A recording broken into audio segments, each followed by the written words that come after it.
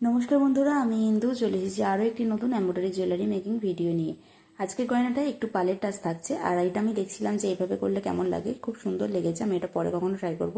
আর দেখে নিচ্ছিলাম আমার এই সুন্দরীকে কীরকমভাবে অ্যাডজাস্ট করলে বেশি ভালো লাগবে। পরে আমি ডিসাইড করলাম যে এটা এমনভাবে আমি অ্যাডজাস্টেবল করব যাতে লং বা শর্ট যে কোনোভাবেই ক্যারি করা যায়, যার যেটা পছন্দ সে সেভাবে ক্যারি করবে।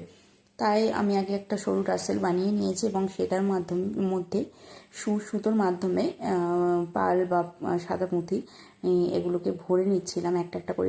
সুতোর মেথডটা ভীষণ একটা হেল্পফুল ইজি মেথড, তোমরাও কখনো ট্রাই করো যদি টার্সেলের মধ্যে পুঁথি বা বিটস ভরার থাকে। এই দেখো আমার কিন্তু হার এখানে রেডি হয়ে গেছে। আমি একবার গলায় পরে তোমাদের দেখাচ্ছিলাম যে কেমন কি লাগছে, জিনিসটা কেমন কি রেডি হলো। শর্ট লং দুটো লুকই আমি দেখিয়ে দিলাম। আর তোমরা জানিও কিন্তু তোমাদের কেমন লাগলো হারটি, অবশ্যই কমেন্ট করো, একটু ভিডিওটা লাইক করে দিও। আর কারো ভালো লাগলে কন্ট্যাক্ট করো আমার সাথে ইনবক্সে কিংবা হোয়াটসঅ্যাপে।